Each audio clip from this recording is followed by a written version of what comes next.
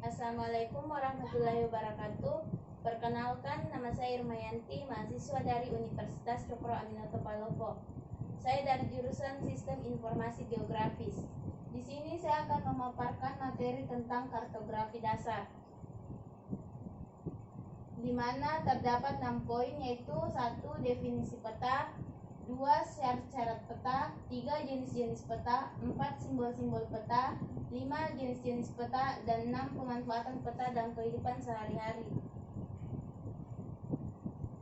Adapun definisi peta dan unsur peta.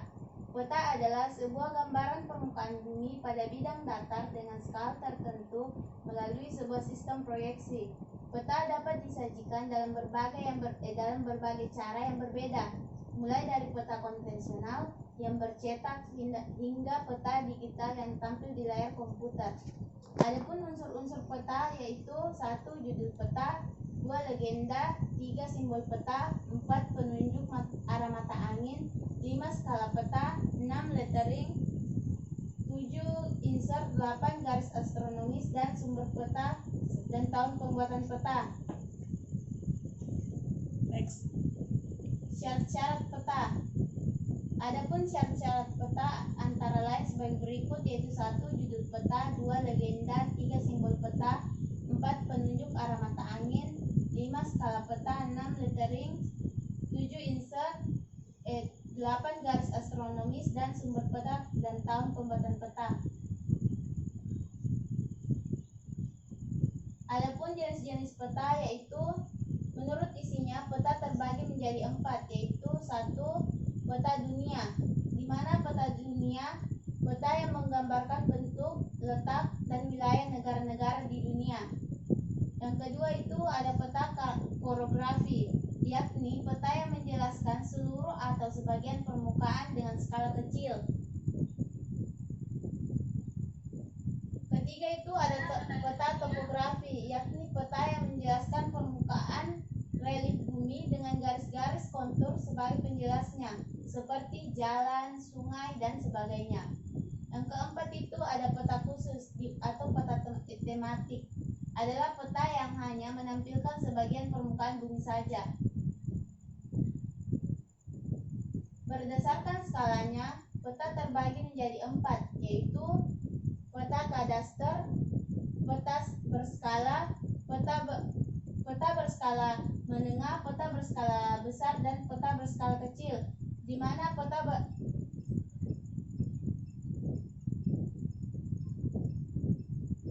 kadaster adalah jenis peta yang menunjukkan wilayah peta tanah atau peta yang ada di dalam sertifikat tanah.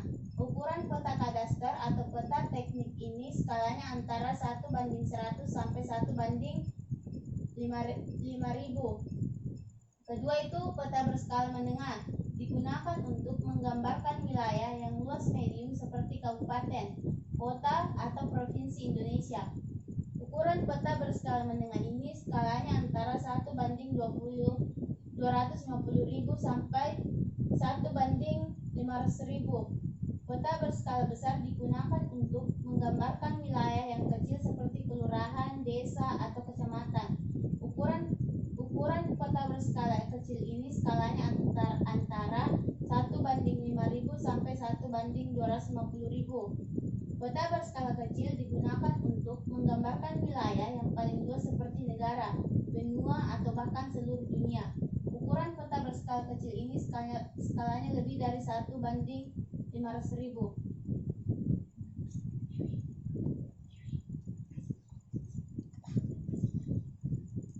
Berdasarkan penampakan ini. Kenapa ini guys? 3. Simbol-simbol peta. Berdasarkan penampakan lingkungannya, simbol dibagi menjadi 2, yaitu simbol budaya dan simbol alam, di mana simbol budaya adalah simbol yang mewakili penampakan budaya, misalnya jalan, rel, kota, dan lain-lain. Adapun simbol alam adalah simbol yang mewakili penampakan alam, misalnya sungai, gunung, danau, dan lainnya. Berdasarkan bentuknya, simbol dibagi menjadi 5,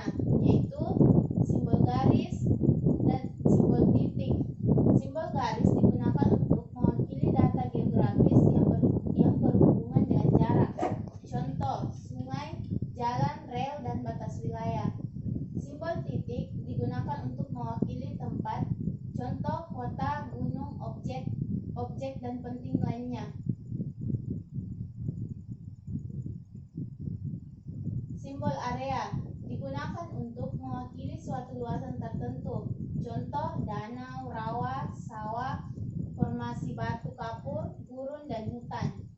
Mata angin merupakan panduan yang digunakan untuk menentukan arah. Dan adapun simbol warna.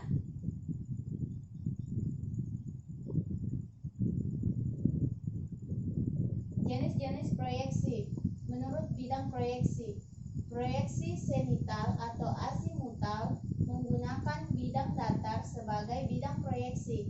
Proyeksi ini menyinggung bola bumi pada pada suatu titik. Wilayah yang akan dipetakan bersinggungan dengan bidang proyeksi. Proyeksi ini cocok untuk memetakan wilayah kutub. Di sini bisa kita lihat sendiri gambarnya. Proyeksi kerucut atau konikal menggunakan bidang kerucut sebagai bidang proyeksi. Proyeksi kerucut cocok untuk digunakan memetakan daerah lintang tengah karena bidang proyeksi menyinggung wilayah tersebut. Adapun proyeksi silinder atau silindris menggunakan bidang silinder sebagai bidang proyeksinya. Proyeksi ini punya keunggulan yaitu dapat memetakan wilayah yang luas dan cocok untuk memetakan wilayah di ekuator. Berikutnya itu ada proyeksi modifikasi dibagi menjadi 3, yaitu proyeksi Bonnet memiliki distorsi semakin besar pada wilayah yang semakin jauh dari meridian tengah. Yang kedua itu proyeksi Mollweide menggambarkan wilayah yang semakin mendekati kutub, ukuran luasnya semakin kecil. Yang ketiga itu proyeksi sinusoidal dapat menggambarkan sudut dan jarak yang tepat di wilayah meridian tengah khatulistiwa. Yang keempat itu proyeksi Mercator memiliki bidang proyeksi silinder dengan sumbu berhimpit dengan bola bumi dan menggambarkan seluruh wilayah permukaan bumi secara datar.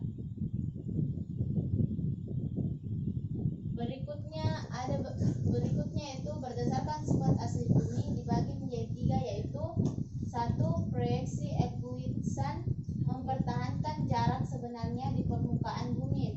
Yang kedua itu proyeksi konform mempertahankan bentuk di permukaan bumi. Yang ketiga itu proyeksi ekuivalen mempertahankan luas di area permukaan bumi. Berikutnya itu menurut kedudukan sumbu simetri dibagi menjadi 3, yaitu 1. Proyeksi normal, 2. Proyeksi miring, 3. Proyeksi transversal. Di mana proyeksi normal, sumbu simetri pada proyeksi peta berimpit dengan sumbu bumi. Yang kedua itu proyeksi miring, sumbu simetri pada proyeksi membentuk sudut miring dengan sumbu bumi. Yang ketiga itu proyeksi transversal, sumbu simetri pada proyeksi tegak lurus sumbu bumi atau di ekuator.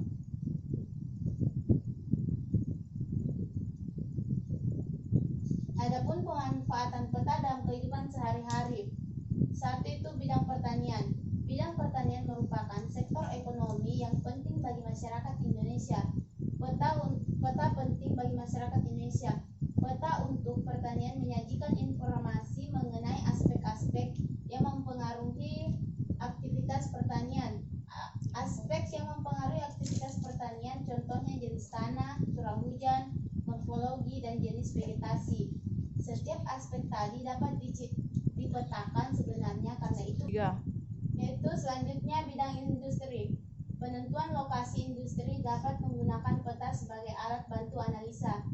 Berikutnya, bidang transportasi. Transportasi dibutuhkan dalam proses perpindahan barang atau orang. Berikutnya itu bidang kebencanaan. Bencana alam dapat merugikan banyak orang sehingga perlu adanya mitigasi yang baik. Salah satu cara preventif dalam mengatasi bencana adalah membuat peta zonasi daerah rawan bencana dengan memperlihatkan peta daerah rawan bencana di lingkungan desa. Misalnya, maka masyarakat dapat mengetahui daerah mana saja yang tidak boleh ditinggali dan kemana arah evakuasi. 1. bencana terjadi. Itulah tadi hasil presentasi dari saya, kurang dan lebihnya mohon dimaafkan.